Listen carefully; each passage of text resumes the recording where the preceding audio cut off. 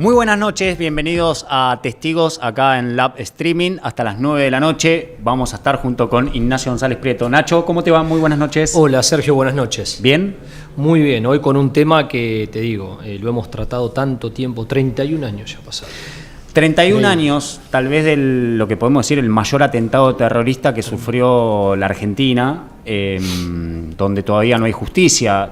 Es un tema de actualidad porque más allá de las investigaciones, los culpables no están ante la justicia, justamente, y se buscan alternativas que no se le termina de dar forma, ¿no? Esto de juicio en ausencia, pedidos de captura, bueno, un sinfín de cosas que están sucediendo ahora. Y además en una semana donde, bueno, el presidente ha manifestado que va a ir al acto, sí. En semanas donde otra vez se ha planteado la presencia de Irán y el terrorismo internacional, y donde, bueno, el país también ha tomado una posición muy particular desde la diplomacia, y bueno, yo cada vez que veo por ahí posiciones extremas, hasta te digo, me preocupo, ¿no? Porque me acuerdo perfectamente de varios episodios que estuvieron encadenados, ¿no? La muerte del hijo del expresidente Menem, después vino el atentado a la Embajada de Israel, después vino la AMIA, después vino el asesinato de Nisman, es decir, son todos hechos que cruzan una misma matriz y me preocupan. Totalmente. Me preocupan. Han pasado 31 años, ahora los vamos a presentar a los entrevistados. Ellos son víctimas y van a contar de primera persona qué fue lo que pasó ese día, cómo están atravesando, cómo atravesaron. Incluso una de las invitadas no había nacido en ese momento. Pero cuando estábamos entrando acá al estudio, nos preguntábamos con Nacho, ¿te acordás, Nacho, que hacías vos ese 18 de julio de 1994, cuando explota la AMIA? Sí, yo en aquel momento estaba en Bolívar, en el Instituto Trinitario. Recuerdo muy bien que estábamos en una clase, en plena mañana, y fue la secretaria del colegio a decirnos que, bueno, había ocurrido un atentado terrorista y fue una conmoción total en el colegio. Me acuerdo que fuimos todos a la capilla del colegio a rezar. Yo no había visto las imágenes, no pude ver las imágenes hasta el mediodía que regresé a casa, pero bueno, la sensación de todos era por qué nos volvía a pasar lo que nos había pasado en el año 90, y fue algo muy lindo porque todos los que estábamos ahí, todos pensaron exactamente lo mismo, que otra vez era un ataque contra los argentinos. Independientemente de que la AMIA fuera una institución de la comunidad judía, yo no tenía compañeros de la comunidad judía, eran todos católicos, pero todos se conmovieron de la misma manera, ¿no? Y bueno, después cuando fui a mi casa, mi papá ya estaba mirando la televisión y no lo podíamos creer, era impresionante ver semejante situación. Sí. Terrible. Yo sabes que me acuerdo, iba al colegio por la tarde, estaba en el secundario, tenía 15 años, y a ver, en ese momento, tal vez el público joven hoy no sabe de qué le estoy hablando, pero existían los videoclubs. Claro. Donde vos ibas a buscar películas en tapes, VHS. Yo fui a buscar, tenía 15 años, era un grandulón, pero fui a buscar los videojuegos. Sí, en esa época había. Y el hombre que atendía en el videoclub estaba en un monitor, esos chiquititos que estaban antes en los locales, estaban pasando las imágenes. Había sucedido hace minutos. Yo lo miré y le dije, ¿están recordando lo de la embajada, lo del año 91? Me dicen, no. Volvieron a meter una bomba en otro lado. Me acuerdo que no sé por qué la reacción mía fue, sin pedir lo que iba a buscar, volver a mi casa a verlo y decirle a mi mamá, prendé la tele, no sabes lo que acaba de pasar. Sí. Y bueno, prendimos la tele y nos despachamos con esas imágenes terribles de un edificio derrumbado, del caos, de los servicios de emergencia, la policía, las víctimas, los heridos. En 2005 yo empiezo a trabajar como acreditado en el Palacio de Tribunales. Y otro gran recuerdo que tengo de aquel momento, que después la palabra AMIA, al menos para lo que eran los pasillos de tribunales, se había convertido en una mancha venenosa. ¿Pero por qué?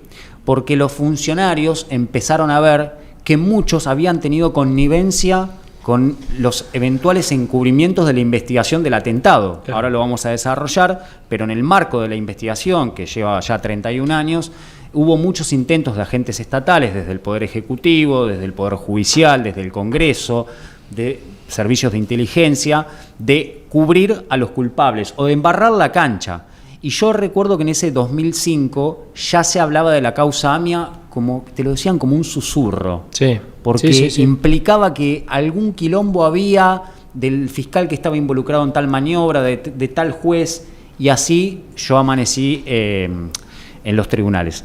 Pero este programa se llama Testigos, y porque los que hablan son los protagonistas. Y hoy, Nacho, si te parece presentar a los invitados, ellos son los que van a dar el relato en primera persona. Sí, hoy vamos a conversar con Adrián Furma y vamos a conversar con Agustina Fernández, porque justamente nos planteamos esta semana, queríamos tener en primera persona, como no ocurre habitualmente en la radio o en la televisión, relatos específicos de lo que pasó, porque no solamente está la trama judicial, como bien decía Sergio, a mí me tocó por ahí vivir la trama judicial un poco antes que Sergio. Yo empecé a trabajar en el año 96 y recuerdo muy bien al fiscal Müller, al fiscal Barbaquia, al fiscal Nisman, al primer juez de la causa Galeano, y ver la figura de Rivelli, ver la figura de Tejeldín, bueno, ver toda esa trama que se desarrolló entre el año 95, 96, 97, 98, 99, bueno, fue toda una trama, como bien dijo Sergio, que se transformó como una especie de palabra prohibida que se fue extendiendo en los años,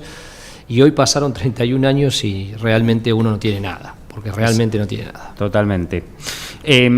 La primera pregunta que tengo para los dos, si querés arrancar vos, Agustina, es ¿qué te vincula con ese atentado, el mayor que sufrió nuestro país? Vos no habías nacido, sos muy chica.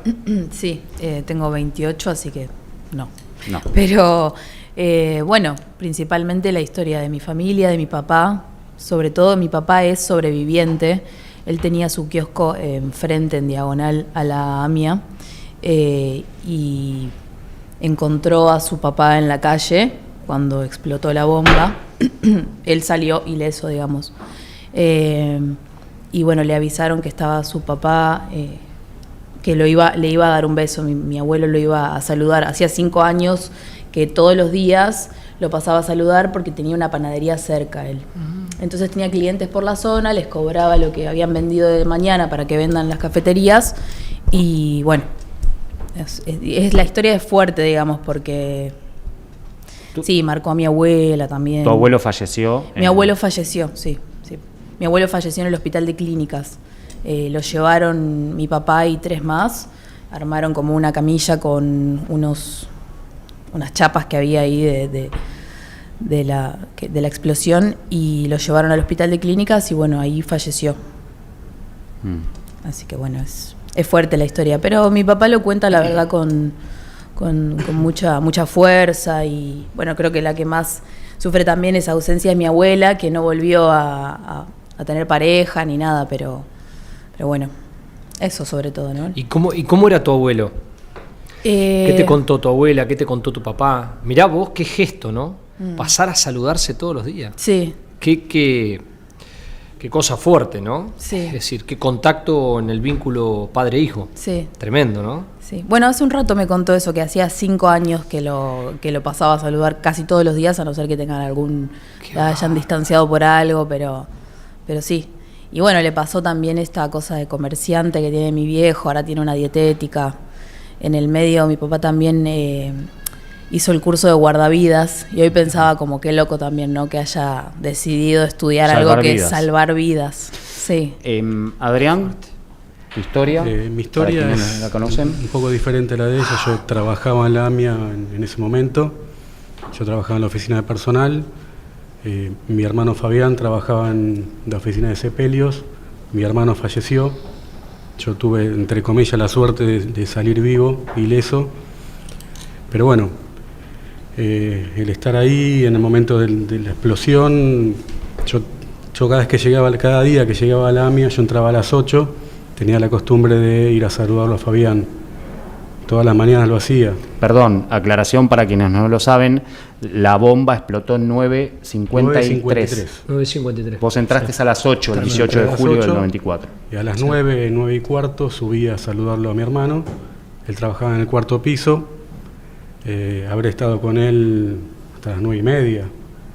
Estuve con él, con sus compañeros, que bueno, ahí éramos todos amigos, ya habíamos formado un grupo de amigos que nos veíamos todos los días en AMIA y también nos veíamos afuera de AMIA. Compartíamos una vida fuera del trabajo, cumpleaños, salidas, vacaciones, un montón de cosas. Y 9:30 me despido de Fabián, ni remotamente pensaba que esa iba a ser la última vez que lo iba a ver.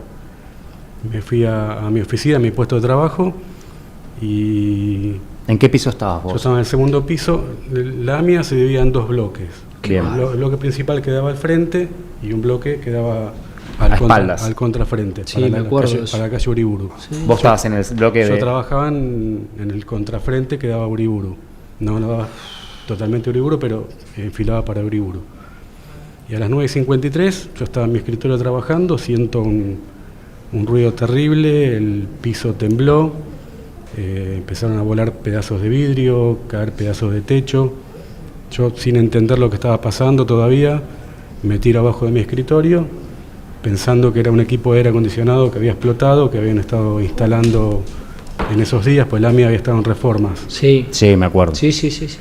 Entonces no entendía, pensé que había sido un equipo de aire acondicionado, me tiro abajo de mi escritorio y siento que el ambiente se llena de un humo blanco muy denso, con mucho olor amoníaco, que hacía el aire que no se podía respirar. Y esperar a ver qué pasaba, no se veía nada, no podía ver a nadie, no podía ver nada. Cuando el humo se disipa un poco, salgo de abajo de mi escritorio, en el piso éramos 20, 25 personas, tratamos de organizarnos para poder salir, porque estábamos ahí sin saber qué estaba pasando, todavía no habíamos visto la calle ni lo que estaba pasando afuera. Entonces tratamos de organizarnos para salir, por adelante no se podía salir, para el lado del frente estaba lleno de escombros y mucho polvo, mucho humo. Entonces nos fuimos para la parte de atrás, que había como un patio que daba al pulmón de manzana, al aire y luz. Salimos a ese patiecito y entre todos nos ayudamos para trepar las paredes para llegar a los techos de los edificios vecinos. Y cuando pude subir el primer techo que pude llegar, me doy vuelta y ahí logré ver la calle Pasteur, que estaba totalmente destrozada. Yo lo que vi fueron los edificios de enfrente, que parecía una escena de guerra. Todo el frente destruido, balcones destruidos, no quedaba al frente. Y lo que más me impactó es que el primer bloque de la AMIA, del edificio de la AMIA, no estaba. Lo había desaparecido. Había desaparecido, se Qué había bárbaro. derrumbado. Y ahí todo mi papel de sobreviviente, pues yo si bien soy sobreviviente, cuando vi esa escena, lo primero que pensé es en mi hermano. Que estaba en el primer bloque. Estaba en el primer bloque, en el cuarto piso. Qué bárbaro. Y ahí no había nada, se había derrumbado totalmente. Entonces ahí lo único que me importó era encontrar a mi hermano. Y bueno, ahí como pude, salí por la calle Uriburu, que habían hecho un hueco en la pared. AMIA tenía un edificio que estaba sobre la calle Uriburu, que había un templo. Por ahí salí a la calle era un caos. Yo estaba en shock, no sabía para dónde ir. No ¿Estabas sabía qué hacer. herido vos?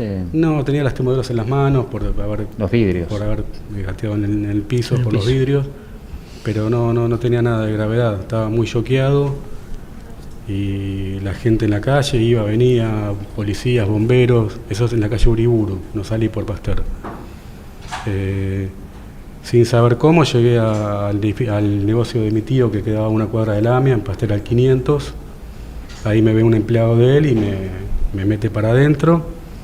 Al rato llegaron mis padres, que apenas escucharon la noticia, salieron corriendo para la AMIA, llegó mi otro hermano, nosotros éramos 3 varones, yo soy el más chico, Fabián era el más grande. ¿Qué edad tenías, Adrián? Yo tenía 26 y 26. Fabián tenía 30, estaba por cumplir 31. Y bueno, ahí me reencontré con mis padres, estuve ahí un rato, pero no me podía quedar quieto, tenía que saber qué pasaba con mi hermano, si estaba bien, dónde estaba. Así que me escapé de ahí y volví a entrar al edificio como pude, no me dejaban, pero me metí como pude. Volví al segundo piso, era un caos total, lleno de policías, bomberos. No tenía nada que hacer ahí, no podía hacer nada, así que me fui de nuevo. Con mi papá fuimos al hospital de clínicas, que escuchamos que iban a dar una conferencia de prensa para anunciar heridos y fallecidos. Mi hermano no aparecía en ninguna lista, ni de heridos, ni de Qué fallecidos. desesperación, ¿no? A la tarde, ya después de mucho tiempo de estar ahí sin saber qué hacer, me dio una crisis de nervios, me dan un calmante y me llevan para mi casa. Y ahí estuve en mi casa una semana, de lunes a lunes, esperando noticias, hasta que llaman por teléfono que habían encontrado el cuerpo de mi hermano una semana después. Una semana. Fuerte, ¿no? Sí. Fuerte. Adrián, durante todo ese tiempo, ¿viste cuando muchas veces se dice uno puede imaginar lo que pasó, pero no lo quiere imaginar? Vos no perdiste nunca, pero nunca la fe o la esperanza de poderle encontrarlo a tu hermano, o que tu hermano estuviera en una situación de shock, caminando por la calle, o que lo hubiera trasladado una ambulancia hacia otro hospital.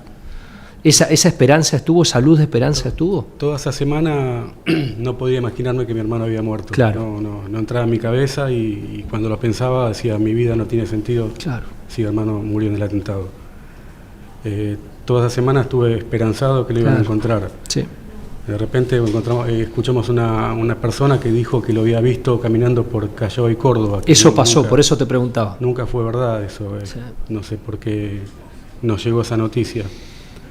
Pero bueno, la esperanza siempre estuvo intacta, esperando el milagro. Y bueno, al final no. ¿Vos cuándo caíste en la cuenta de que había sido un atentado? Digo, más allá de que después en tu casa te habrán dicho. Pero ¿cuándo caíste vos, si es que antes, en la cuenta de que había sido una bomba, un atentado y no el aire acondicionado? Los últimos tiempos en AMIA hubieron varias amenazas de bomba. Todas falsas, bueno, nos hacían evacuar el edificio, volvíamos, no pasaba nada. Se veía venir, no sé por qué. En algún momento, después de la embajada, que no se hizo nada absolutamente. Yo caí lo del atentado cuando, ahí en el primer techo, cuando logré salir, me doy vuelta y veo la magnitud de la explosión. Dije, esto un aire acondicionado no fue. No sé eso. Vos sabés que nunca escuché, esto que acabás de decir, Adrián, es muy importante, nunca escuché a nadie decir que se veían venir un segundo atentado. ¿Sabés que me sorprende, no? Porque nunca lo escuché, porque de hecho ustedes lo vivían internamente, es decir, trabajaban ahí en un lugar. Claro, no sé exactamente, se veía venir, pero no se hacía nada para evitarlo, para evitar un segundo atentado. No se toman las cosas en serio. Después de 2 años... ¡Qué bárbaro! No había pasado nada, la justicia no existía. Y bueno, acá menos, pues después de 31 años tampoco. Bueno, después del atentado, bueno, ahí me di cuenta que sí podía pasar y pasó. Puede pasar. Vos, Agustina, Tremendo. naciste ya con esto encima, quiero decir, desde muy chiquita, siendo una nena, ya estabas impregnada de todo este terror, digo, por lo que causó esa bomba a tu familia. Bueno, un poco fue crecer o criar, me criaron capaz con un poco de miedo, ¿no? Porque Tú, perdóname, ¿tu papá tenía el comercio, el kiosco enfrente de la mía, en diagonal? Sí, en diagonal. No me acuerdo cómo era la altura. ¿Y no le pasó a tu papá? No le pasó nada. No, Increíble. O sea, el kiosco sí se destrozó bastante, pero a él nada. ¿Y tu papá te contó que si vio algo? Sí. Capaz necesariamente no. Sí, o sea, él, bueno, cuenta el relato y cada vez que lo cuenta dice, cuando sale del kiosco, lo primero que ve en el piso es una cabeza de alguien. O sea, ¡Qué bárbaro! debe tener como, sí, unas imágenes bastante fuertes, pero eso es su relato. En el relato siempre cuenta eso. ¿Y a vos te lo contaron crudamente o vos crees que bueno, a ver, ¿cuándo te lo contaron? ¿A partir de qué edad? ¿No? ¿Y con qué tipo de detalles o te lo generalizaron al tema? Porque es muy difícil para un niño afrontar una situación tan grave, tan traumática y hasta te diría histórica, porque estamos frente a uno de los hechos más importantes de la historia argentina. Sí. No tengo recuerdo de que me lo hayan contado en algún momento particular como, bueno, te vamos a contar eso. Siento que lo sé de toda la vida, como algo que siempre se habló con naturalidad, entre comillas, ¿no? Como algo que es así, el abuelo se murió en el atentado a la AMIA y porque explotó una bomba, digamos, ese era el relato. Sí. Y mi abuela como que nunca se recuperó tampoco, ¿viste? Siempre es como una herida que tiene bastante abierta. Justo el otro día la vi, ¿viste? Y es como que es algo que todavía sí. ¿Y cómo transitó la familia el duelo, no? Esto se estudia mucho en clínica de familia, en criminología. Es decir, ¿cómo transitó la familia todo este episodio traumático que va pasando de generación en generación? Es algo que no se lo saca nadie de encima, está ahí dentro del seno de la familia. Sí. Bueno, yo a los 15 años me diagnosticaron psoriasis. Por eso te decía, que es una manifestación, sí, es un trauma. Sí, que la psoriasis es, bueno, básicamente la piel prendida a fuego. Por eso te lo preguntaba. Sí. Y bueno, puede haber, ¿no? Pensándolo más en términos profundos, holísticos, capaz que tiene algo que ver. Yo siempre sentí que hay algo del dolor de mi viejo que yo me puse un poco encima porque... No porque él me lo haya puesto encima, sino porque yo lo sentía mucho como cuerpo. Él. Sí, sentía en el cuerpo, sentía su dolor y es algo que para mí igual voy transformando. Ahora que hicimos una canción y yo canto, entonces para mí eso es de alguna manera sanador. Poder hacer lo que sé hacer como un regalo a él, a mi abuela, a mí también, ¿no? Como lo que a mí y a mis hermanos también seguramente nos atraviesa por la historia de mi viejo.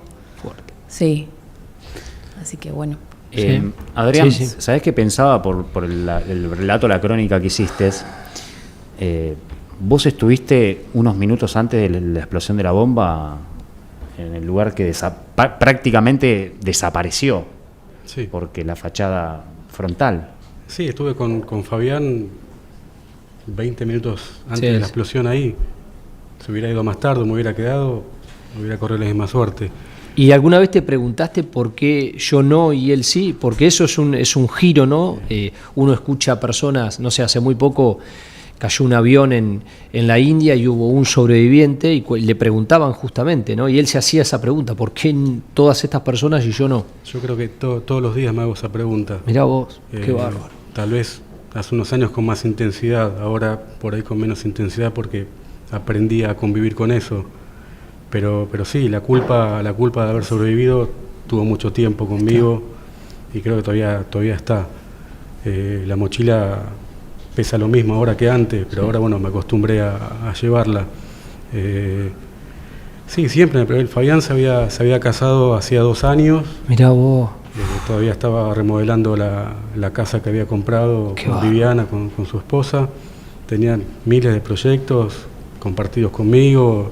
La casa que él compró, a pulmón la arreglamos, yo lo ayudé a arreglarla, los amigos de AMIA también lo ayudaron. Mirá vos. Gracias. Así que muy, muy fuerte pensar por qué él y no yo, por qué yo me salvé, por qué yo salí sin un solo rasguño y bueno, y él no pudo contar lo mismo. Bueno, eso me lleva a través del tiempo. Yo estuve 20 años sin poder hablar del tema.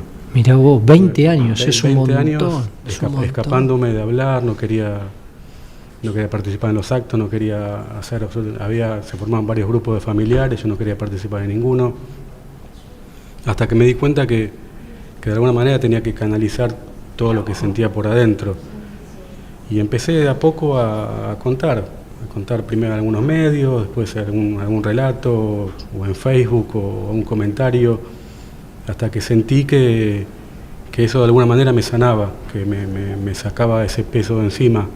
Es más, ahora estamos haciendo una obra de teatro, del cual yo soy uno de los protagonistas, la silla vacía, que se hace en el auditorio de AMIA, en el teatro de AMIA, que bueno, me propusieron hacerlo, yo jamás había estado arriba de un escenario, jamás había hecho teatro, no tenía ni idea de lo que es actuar, pero cuando me propusieron eso, sentí la necesidad de hacerlo, si bien creía que era imposible que se haga una obra de teatro con el tema AMIA y menos que yo sea uno de los protagonistas. ¡Qué bárbaro! Sentí la necesidad de hacerlo, entonces fui para adelante, primero por curiosidad y después por necesidad, hasta que bueno, con otros 3 familiares de víctimas. Yo perdí a mi hermano, los otros 3 perdieron a su papá, Hugo, Alejandra y Jenny. Y empezamos a hacer los ensayos y se dio una química muy, muy grande entre nosotros, una relación muy, muy, muy linda y ya solo con mirarnos nos entendíamos, sabíamos lo que el otro pensaba, lo que el otro le pasaba.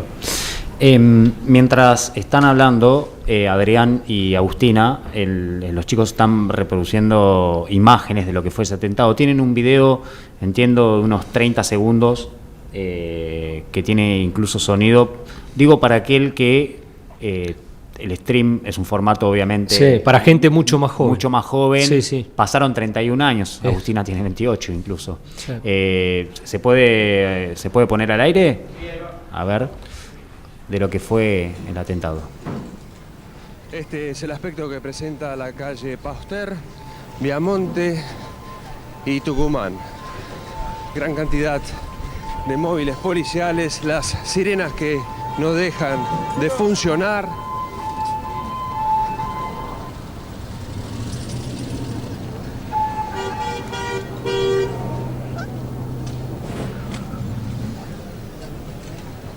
Gran conmoción en el barrio. Un herido,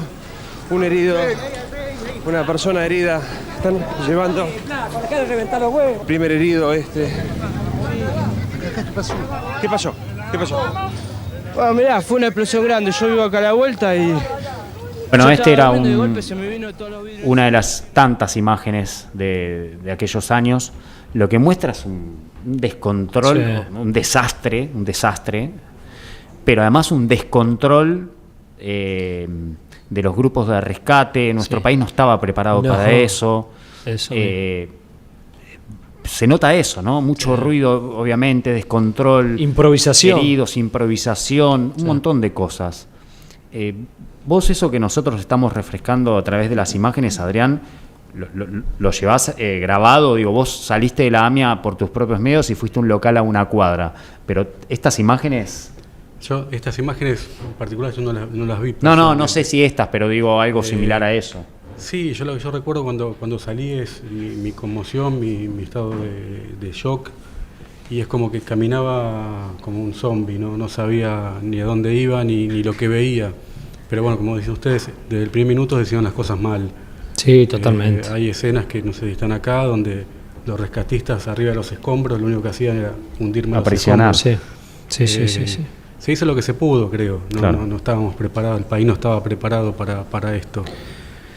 Adrián, yo creo que de todas las circunstancias, mientras te escuchaba con mucha atención, porque la verdad es tener un coraje admirable, ¿no? 20 años de silencio para que después puedas afrontar la vida como la afrontaste ahora.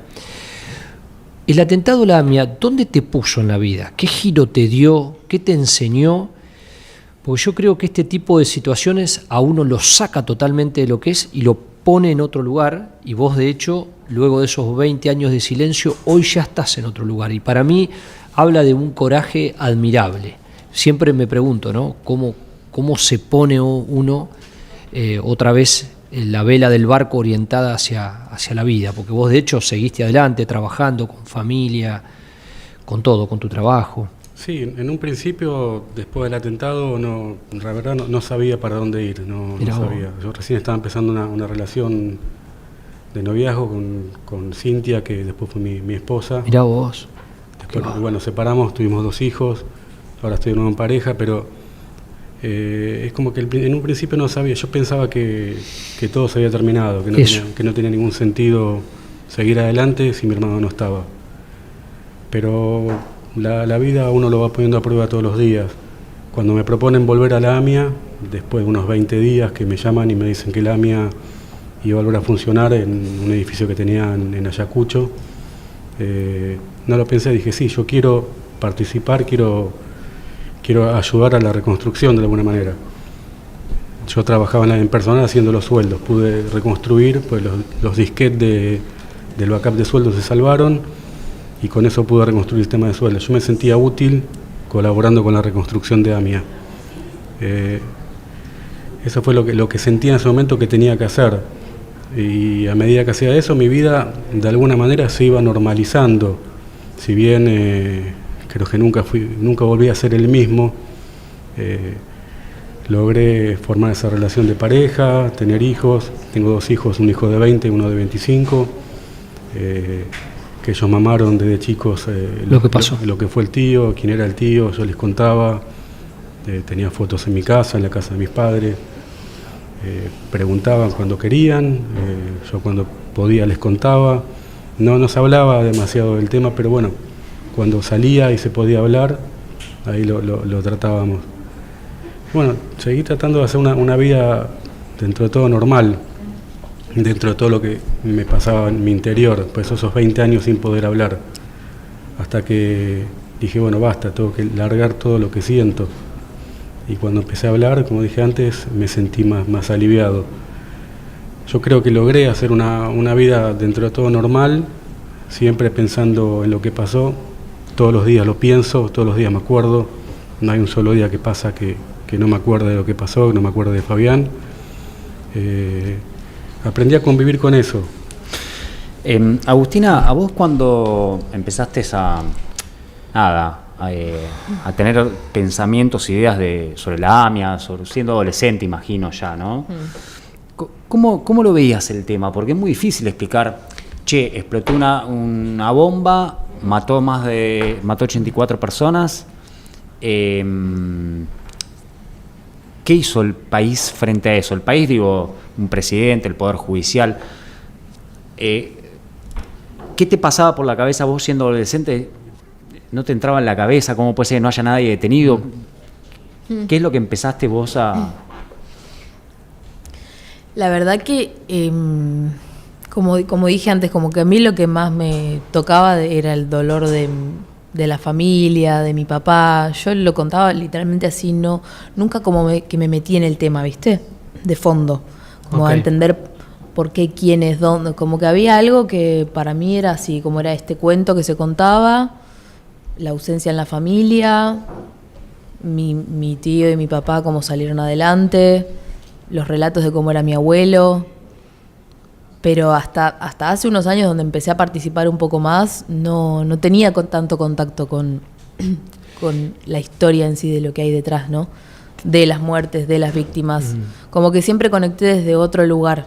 Y si alguien... perdóname, Nacho. No. Estaba pensando lo que contó recién Adrián.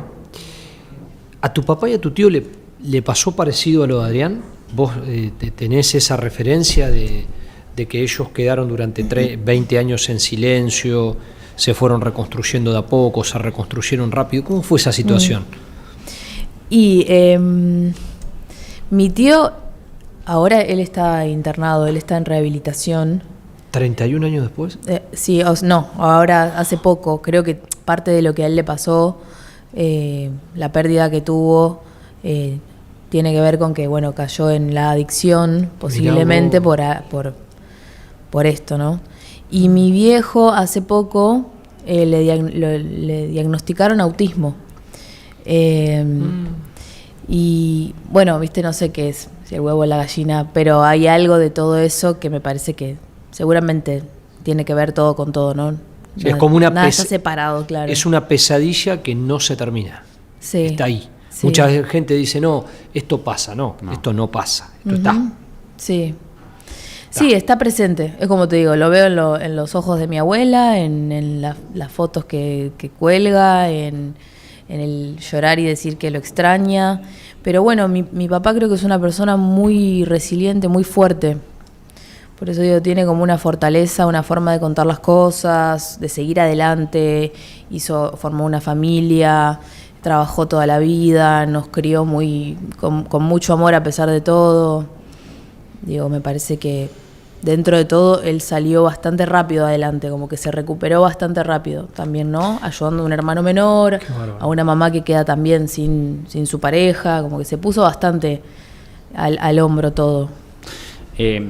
Adrián, ¿y a vos qué te pasa hoy o bueno, años después, qué te pasó con el caso AMIA, como se convirtió? Porque estuvieron 2 presidentes sospechados de encubrir la investigación. Claro.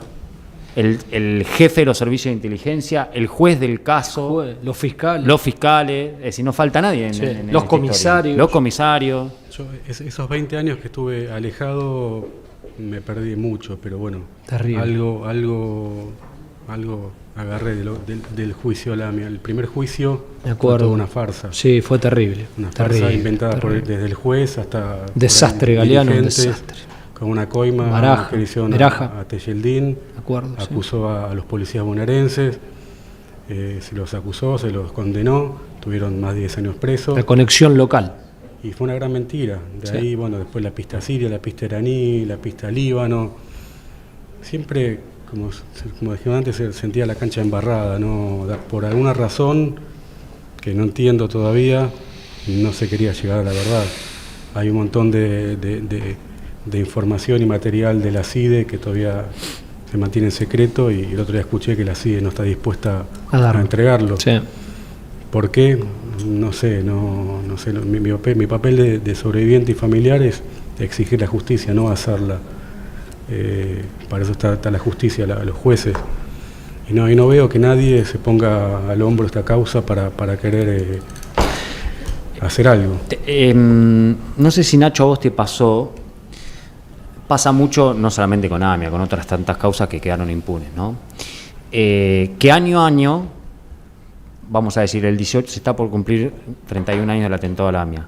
Un mes antes o 2 meses antes, nueva pista en el caso AMIA. Sí. Descubrimiento clave Sí. en la investigación que va a permitir el avance. Pues sí, bueno, vamos a saber qué pasó. Pasa el 18 de julio, una semana después, chau, no se terminó. escucha más nada hasta el año siguiente y así, ¿no? Yo Se siempre tira digo- la carnada. Yo digo eso siempre. Empieza julio o una semana antes de julio, se empieza a hablar del tema. Como decís vos, el fiscal o quien sea dice, tenemos una pista, tenemos algo para contarles. Después del 18, todos se olvidan. Quedamos solos, los familiares, quedamos solos los sobrevivientes. El 19 no nos llama nadie se interesa por el tema. Hasta que de nuevo se acerca el nuevo 18 de julio. Hace poco tiempo, por iniciativa de AMIA, yo empecé a conocer a muchos sobrevivientes y muchos familiares que no conocía. Al papá de Agus lo conocí recién el año pasado. Y sin hablar demasiado o casi nada, cuando lo vi, nos miramos y yo sentí una conexión terrible con él. Mira vos. Como que sentíamos muy Lo mismo. parecido. Él había perdido un familiar y era sobreviviente. Es como que nos miramos, nos quedamos un tiempo mirándonos y sin decirnos nada nos entendimos. Y así con otros muchos familiares que no había conocido, que con estos chicos que hacemos la obra, también es como que quedamos entre nosotros después del 18 de julio. Adrián, un poco para profundizar lo que te preguntaba Sergio, yo siempre me pregunto, no solamente en el caso de la AMIA, sino en otros casos, ¿cómo es vivir con la impunidad en el cuerpo? ¿Cómo es vivir con la impunidad en el cuerpo? Es decir, lo noto en los casos de homicidio cuando matan a una persona, lo noto cuando, por ejemplo, a una familia le abusaron sexualmente la hija, y en el caso de ustedes, que es, repito, es uno de los episodios más graves de la historia argentina, no me quiero ni imaginar lo que debe ser sentir en el cuerpo la impunidad y sentir, por ejemplo, que las mentes intelectuales del atentado hoy son funcionarios de primera línea en Irán, por ejemplo. Porque ¿qué siento? Siento una gran desilusión con la justicia. Sí. Es como que no poder entender cómo no, después de 31 años no tenga nada, no haya nada, un solo culpable, nadie encarcelado, lo que se hizo fue una mentira. Lamentablemente uno aprende a convivir con eso. Entonces no es que siento bronca ni nada, pues siento desilusión nada más, una gran desilusión. Lo que en este momento tendría que ser un homenaje a las víctimas, todavía sigue siendo un pedido de justicia. Entonces hay algo que no encaja, que no tiene que ser así, pero bueno. Después de tantos años ya me di cuenta que justicia no va a haber, o lo que haya va a ser un invento. El juicio en ausencia a mí no me satisface, no me llena. Claro, eso te iba a preguntar. Pueden pasar dos cosas, o se culpa a gente que va a seguir libre, o se indulta a gente que sea culpable. Sea culpable. Entonces no me llena, no me llega, no me interesa, no lo quiero, pero bueno. ya siguieron en eso y va a seguir en eso, no sé cómo. Vos, Agus, ¿qué te pasa con esto que decía Adrián? Digo, ¿vos los querés a los tipos presos o decís, bueno, a ver, algo es saber la verdad? Claro. Hay que ver qué verdad, ¿no? Pero sí, supongamos que esto del juicio en ausencia, un juicio por la verdad, no sé cómo se le quiera llamar, ¿te alcanza con eso o no sirve absolutamente para nada? Sí, yo creo que saber la verdad ya es un montón. ¿Te ayuda? Sí, por lo menos una respuesta. Creo que no, de alguna igual no sana ni cura lo que pasó, es como que ya pasó. Pero sí, sin dudas que sí. Ojalá haya justicia, ojalá se siga profundizando. Mi tarea, creo, como persona más joven y que no vivió esto de cerca, es seguir pasándolo de generación en generación para que no se olvide, porque posiblemente, viste, se van desvaneciendo estas cosas con el tiempo. Sí. Y que haya memoria es una forma de seguir informándole también a la gente más joven lo que pasó. A mí me pasó que muchos amigos o cercanos, conocidos de mi edad o más chicos, no sabían que había pasado esto. Adrián, hay 2 episodios que te soy sincero, a mí desde lo personal me marca mucho, y lo voy a decir concretamente, ¿no? Mucha gente se enoja con esto, pero estoy absolutamente convencido de lo que voy a decir. Hay 2 episodios de los últimos años que nos golpearon a todos los argentinos. Primero, me pareció una locura cuando la expresidenta Cristina Fernández de Kirchner, con el entonces canciller, con Timerman, propusieron un pacto con Irán. Yo soy de los que piensa que con los terroristas no se negocia, jamás. Eso me impactó muchísimo. Y lo segundo que me impactó, de esto estoy totalmente convencido, lo sabe todo el mundo, lo he defendido periodísticamente y a nivel pericial, que yo me dedico a la criminología, es que a Nisman lo mataron para silenciarlo. ¿Cómo te impactaron esos 2 episodios que son muy fuertes, son muy contundentes? Primero, querer pactar con los terroristas, y segundo, matar al fiscal que dijo, mira, yo tengo todo acá, lo voy a presentar en el Congreso, lo voy a presentar en tribunales, y a las pocas horas estaba muerto. Yo te voy a contar lo que a mí me contaron mis padres, que hablaron con el fiscal Nisman cuando se estaba tratando el tema del memorándum con Irán. Le consultaban a él qué opinaba del memorándum y él dijo que sigan para adelante, que estaba bien. Eso fue la experiencia personal de mis padres con Nisman. ¿Él estaba de acuerdo? Eso es lo que le dijo a mis padres. Fírmenlo, apóyenlo, que está bien. El memorándum se firmó en la AMIA con toda la dirigencia a favor del memorándum. Terrible. A los 2 días, los mismos que habían estado de acuerdo estaban en desacuerdo. El memorándum se aprobó en el Congreso. Me acuerdo, sí. Porque era la condición para que avance ese acuerdo. Yo no sé realmente a qué apuntaba o qué querían llegar con el memorándum, pero no sé, no tengo una opinión formada con el tema y la verdad no quiero hablar por hablar sin saber. ¿Y con lo que le pasó a Nisman? Es algo que no puedo explicarlo ni contarlo. Hay 2 versiones. El 50% dice que lo mataron, el 50% dice que se suicidó. Yo no vi las pruebas, no leí la causa, no sé realmente lo que pasó, así que no puedo formar una opinión y tampoco quiero formar la opinión en este momento. Para hablar quisiera interiorizar un poco más para poder dar una opinión. Perfecto, pero después de la muerte de él es como que la cortina se bajó. Yo creo que la cortina de la AMIA se bajó del primer día. ¿Desde el primer día? Nunca hubo intención de esclarecer, es más, se armó todo un juicio ficticio con el tema de los policías bonaerenses. La causa iba y venía de un lado para el otro. Está todo muy oscuro todavía. No sé qué va a pasar. Yo descreo totalmente de que algún día se esclarezca la causa AMIA. Y para mí, si el juicio en ausencia avanza, sería como poner un monio a la causa, cerrarla, y bueno, el gobierno de turno dirá, nosotros fuimos los que lo esclarecimos, y listo. Y además, me parece, no sé qué les pasa a ustedes, con este tipo de hechos que quedan impunes después de tantos años, alguien viene, alguien fiscal, un juez, el presidente, y te dice, esto fue lo que pasó, y estos son los culpables. Y yo la verdad no sé. Es como que decís, a ver, mostrame la prueba tiene que ser, pero muy sólida, porque ya mintieron tantas veces. Claro. que te mientan una vez más, vos decís, ¿y qué sé yo si están culpando un perejil? Por eso yo descreo totalmente de que por más que se esclarezca sea la verdad. Ya una vez nos mintieron, ¿por qué no nos van a mentir de nuevo? Es difícil. Yo creo que no hay intención política de que esto se esclarezca. Y la justicia, lamentablemente, por ahí responde a la política. Claro. Entonces, yo soy escéptico que algún día se sepa la verdad. Sí, es que, a ver, vos lo dijiste más temprano y yo estoy totalmente de acuerdo, que por ejemplo, hoy por hoy la AFIS, la ex-IDE, tenga archivos que no estén dispuestos a exhibir, es porque algo estás ocultando. Si no tenés nada que ocultar, lo ponés arriba de la mesa y se acabó la historia. Sí, yo fui a ver en primera persona, estuve en donde donde están los archivos que se quieren desgravar o no sé qué quieren hacer.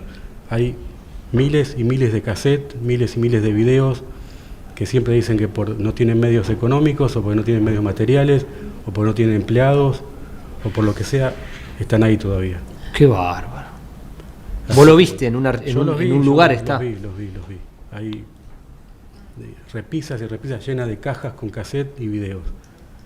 Es decir, sin decir dónde está. Es decir, vos abrís una puerta y está toda la prueba ahí. Está todo ahí. No sé si es prueba o no es prueba, pero está ahí para que se desgrabe y se sepa qué dice y no sé si tiene información o no tiene información, pero bueno. Yo lo vi en primera persona. Qué tremendo. Yo cuando estaba trabajando en tribunales me acuerdo la magnitud de lo que tenía el caso AMIA. Había una secretaría especial en los tribunales de Comodoro Pi, en planta baja, que hoy apila papeles y funciona para otro tipo de casos. Y después sigue existiendo la unidad fiscal AMIA. Sí, la UFI AMIA, yo tuve varias reuniones con los fiscales, con el fiscal actual. Y bueno, siempre prometen lo mismo. Cuando llega el 18 tenemos pruebas, vamos a hacer algo, le vamos a mostrar lo que sea.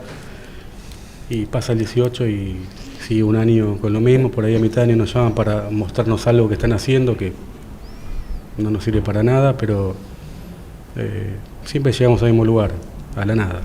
A propósito, para los más jóvenes, esta semana se acaba de estrenar la serie de Carlos Menem, que obviamente no es un reflejo real, sino que es recrear un personaje como uno pudo saber de lo que era el entonces presidente Carlos Menem, y en uno de los episodios está el atentado a la AMIA. Y ahí me parece que queda reflejado, no solamente con ese episodio, sino con otro, como puede ser la del hijo, que es que pasó y ya se estaba pensando en la reelección, ¿no? En el 95, que venía ahí. Claro, como dijeron ustedes, fue el atentado a la embajada, en el 92, gobierno de Menem. En el 94, gobierno de Menem, después en el 95 lo matan al hijo. Sí. Entonces, yo lo que pienso que algo tiene que ver el gobierno de Menem. Sí, yo también. Sí, claro. Que no sé, se lo llevaron a la tumba, me parece, o se lo van a llevar a la tumba. Sí. Agustina, ¿cómo crees que las nuevas generaciones tienen que encarar una cuestión como la AMIA? ¿Qué te parece? Porque vos tenés la posibilidad como joven de esto conversarlo y afrontarlo, o lo ves como algo vetusto, como algo viejo, como algo que pasó hace mucho tiempo, como algo que no se puede profundizar. No, algo viejo, algo vetusto, no. Desde mi lugar yo repudio cualquier acto de violencia, claramente, y terrorismo ni hablar.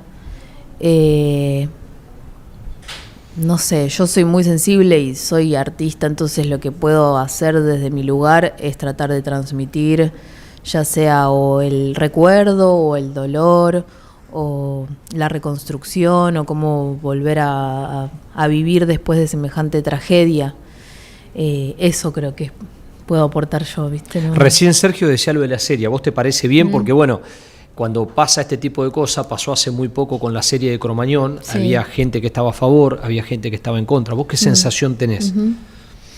No, es que de eso la verdad que no puedo hablar porque no sé, sería como hablar sin saber, ¿no? Porque además va a salir por Telefe, que es un canal de aire, es un canal que puede acceder cualquier gente, no sale a través de una plataforma, por ejemplo. No vi la serie de Menem todavía tampoco. Ayer no, la de la AMIA va a salir ahora. La de la AMIA va a salir. La de la AMIA va a salir por Telefe ahora en unos días. Bueno, veremos. Sí, la va a ser veremos. una forma de exhibirlo al gran Sí. público. Claro, yo creo que Sí. cualquier cosa que se haga con el tema AMIA, sea verdad, sea mentira o lo que sea, está bueno porque se habla del tema. Sí.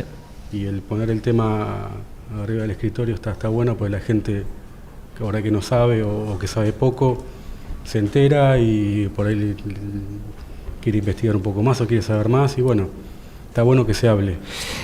Adrián, te quería preguntar algo porque lo tengo muy ahí, muy vívido.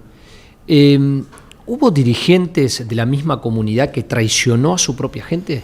Porque eso es terrible, porque una cosa es que te traicione, no sé, un político de turno, que es un tipo que está afuera, que no pertenece a tu religión, que no pertenece a la comunidad, y otra cosa es que te traicionen tus propios, los que, por ejemplo, trabajaban en la AMIA, los que compartían las reuniones familiares, las reuniones de la comunidad, el club deportivo de la comunidad. Eso es muy fuerte. Yo lo que sé que el único implicado que al final fue absuelto fue Veraja. Veraja, yo me acuerdo muy bien de él, sí.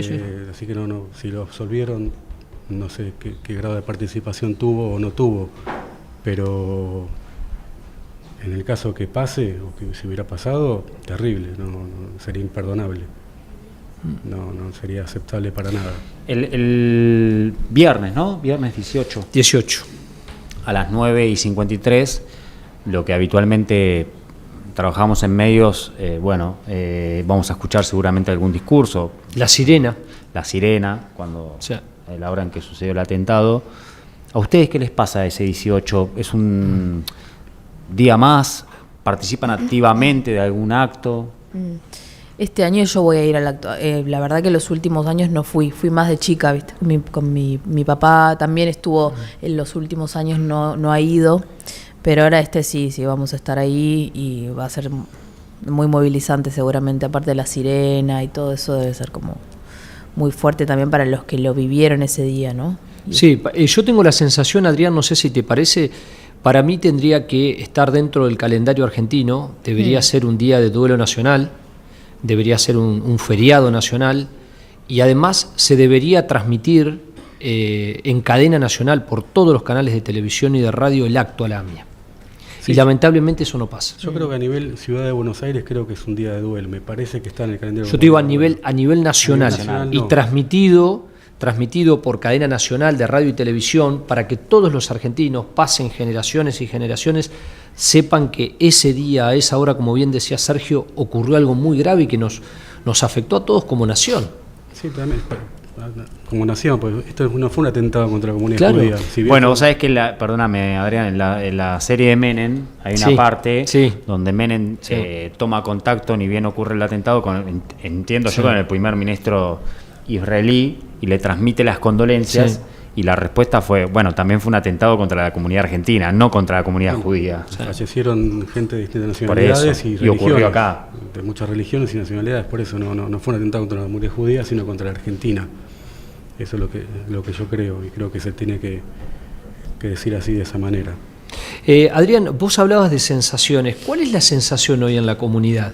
¿Que puede volver a ocurrir un episodio como esto? Yo te soy sincero, cada vez que hay una crisis en Medio Oriente, cada vez que se vuelve a hablar de Irán, y con el posicionamiento, por ejemplo, que ha tomado el presidente Milei, te confieso, soy una persona que muchas veces, y lo escucho en la calle, yo ando mucho en la calle y converso con la gente, y mucha gente me dice, che, con lo que nos pasó en la Embajada de Israel, con lo que nos pasó en la AMIA, con lo que pasó con Menem, con el hijo de Menem, con lo que pasó con Nisman, ¿no podríamos tomar otra posición? ¿No podríamos tomar distancia, no exponernos de esa manera? Ese es un tema que con amigos y familiares siempre lo tratamos. A la posición que tomó este gobierno de estar del lado de Israel, la guerra con Irán, el Sí. 7 de octubre, el antisemitismo que se nota muchísimo más en este momento. Sí, son todas por ahí cosas que a uno le hace pensar que puede llegar a pasar en este momento. Es el momento por ahí más caliente como para que Sí. pueda pasar algo así. Hay instrucciones de parte de la comunidad cuando fue lo del 7 de octubre, cuando fue la guerra con Irán, de no estar por ahí en instituciones judías, o no acercarse, o estar adentro y no afuera. Pero sí, es como que está más latente en este momento que en otro momento. Eso no implica que que no pueda pasar en cualquier momento o no, pero bueno, Sí. es algo que Sí, es algo- lamentablemente nunca vamos a ver. Cuando pasa, pasa y no te van a avisar. Sí, también Sergio lo sabe.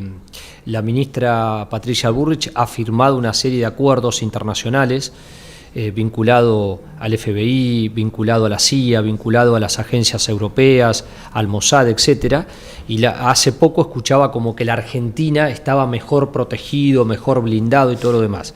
Yo la verdad soy muy precavido, lo tomo con pinzas y además seguimos teniendo la Triple Frontera, que es un lugar problemático, muy específico, y donde, por ejemplo, todas las células del terrorismo tienen una presencia muy importante, por ejemplo, en Bolivia.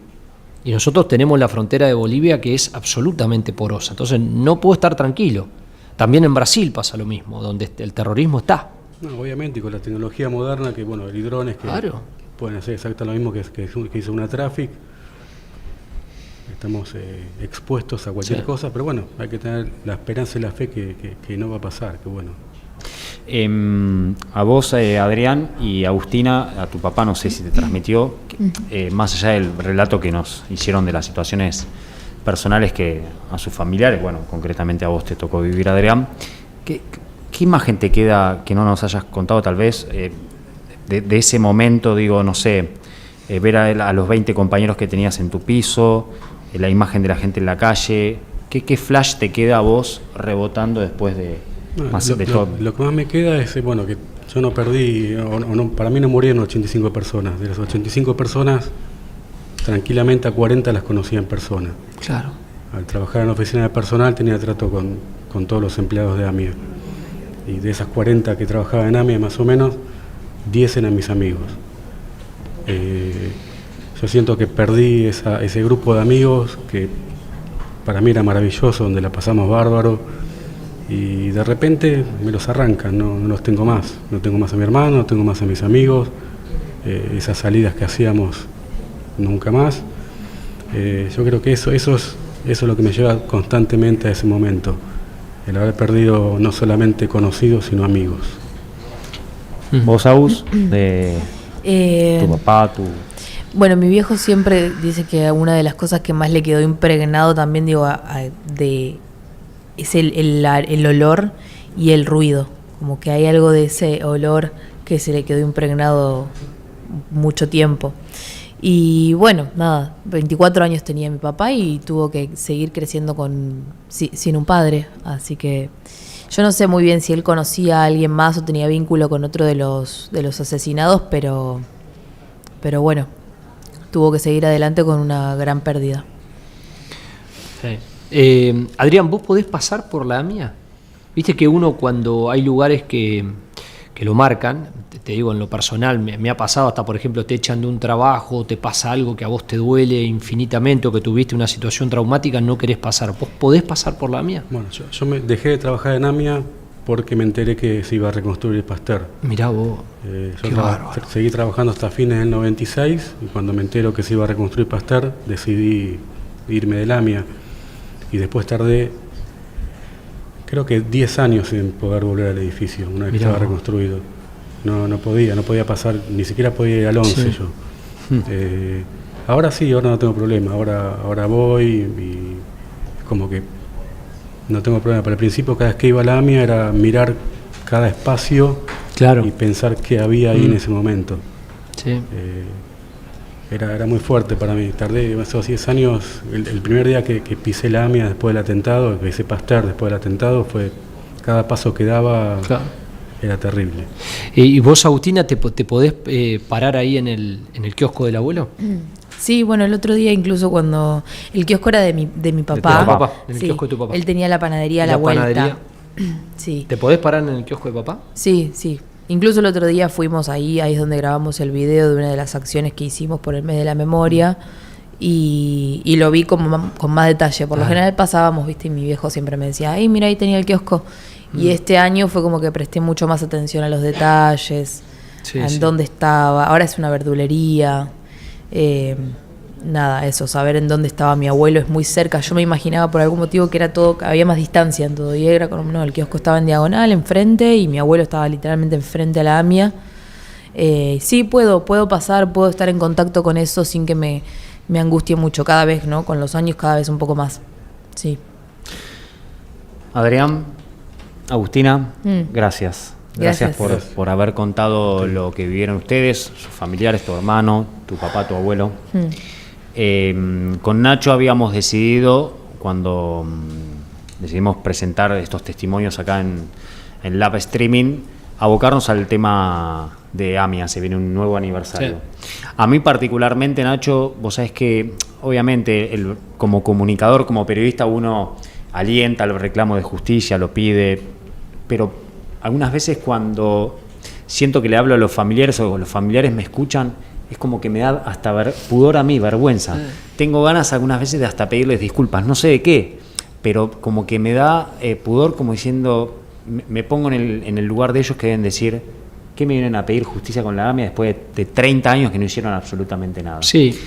Entonces se me genera eso particularmente. Obviamente el reclamo de justicia lo oralizo, lo verbalizo, pero te confieso que me da pudor y hasta por momentos siento como vergüenza. Sí, a mí por eso le pregunté a Adrián cómo era vivir con la impunidad, porque a mí me tocó temporalmente trabajar para la radio y nosotros cubríamos todos los actos que había de memoria activa frente al Palacio de Tribunales. Me tocó cubrir todos los actos que se hacían en la AMIA, toda la cobertura del proceso judicial en Comodoro Pi. Y sabés la sensación que tengo, que había muchísima gente que tenía esperanza, pero esperanza real. Por ejemplo, lo hablábamos con la doctora Nercellas, que era una de las abogadas. Sí. Y yo veía gente que tenía realmente esperanza. Y ahora, 31 años después, estoy pensando en cada acto, en cada carta, en cada conversación que tuve, y me pregunto, toda esa gente que tenía esperanza, ¿qué pasó? ¿Qué pasó? Terrible. Bueno, estos fueron los testimonios, los protagonistas de este atentado terrorista, que el próximo viernes se cumplen 31 años. Sepan que detrás de las víctimas, de los sobrevivientes, están este tipo de historias multiplicadas por cientos, ¿no? Nos encontramos el lunes próximo. Gracias, Sergio. Gracias a ustedes por estar ahí. Conéctense a las redes del Live Streaming. Queda obviamente los relatos, los testimonios. Pueden visitar ahí y ven este nuevo recuerdo a pocos días de cumplirse un nuevo aniversario del atentado a la AMIA. Gracias. Gracias. Gracias.